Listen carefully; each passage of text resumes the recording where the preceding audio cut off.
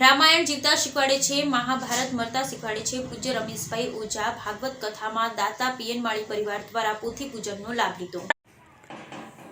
રામાયણ જીવતા અને મહાભારત મરતા શીખવાડે છે. પૂજ્ય રમેશભાઈ ઓઝા ભાગવત કથામાં દાતા પીએન માળી પરિવારે પોથી પૂજનનો લાભ લીધો. ચોથા દિવસે કૃષ્ણ જન્મોત્સવ ઉજવાયો.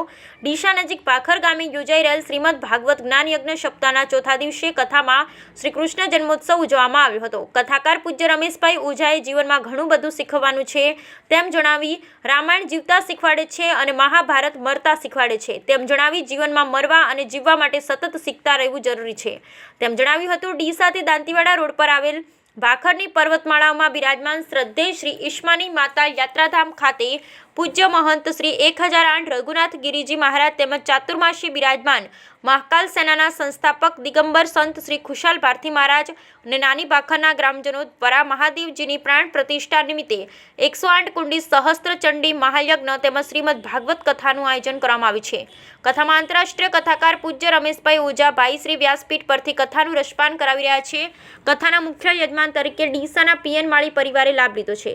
કથાના ચોથા દિવસે શ્રી કૃષ્ણ જન્મોત્સવના આયોજન કરવામાં આવ્યું હતું. મોટી સંખ્યામાં કથા શ્રવણ કરવા આવેલા લોકોએ હર્ષોલ્લાસથી કૃષ્ણ જન્મોત્સવમાં ભાગ લીધો હતો.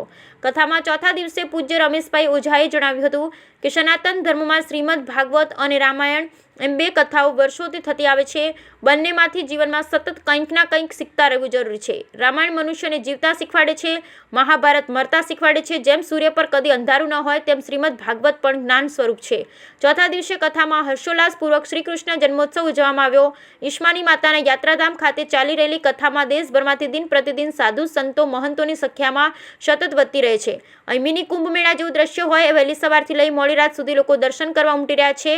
આ કથામાં દાતાઓ રતનસિંહ જયરામપુરી પરિવાર, રાઠી ગ્રુપ હરિયાણા, બહાદુરસિંહ વાઘેલા ભડત, એડવોકેટ અશોકભાઈ જોશી, મીરાબેન કસ્તુરજી સુંડેશા પરિવાર, સૌરભકુમાર ભટ્ટ પરિવાર, આશીર્વાદ ગ્રુપ સુજાનપુર પરિવાર પણ ઉપસ્થિત રહી અને દાનની સરવાણી વહેરાવી રહ્યા છે. બ્યુરો રિપોર્ટ ભરત હક્કડ, ડીસા, બનાસકાંઠા.